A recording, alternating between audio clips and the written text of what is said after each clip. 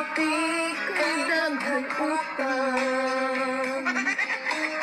Martes, nagplanong nga mo kasadbang.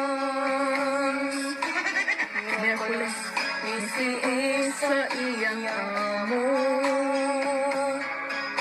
Huwebes, nangutag sigarilyo.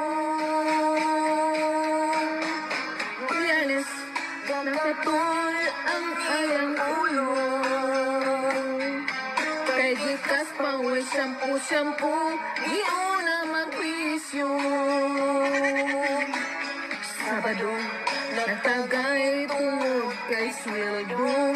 Pagkabus sa Domingo, iyang pamilya napasmo. Pagkadali sa kwarta gastuon,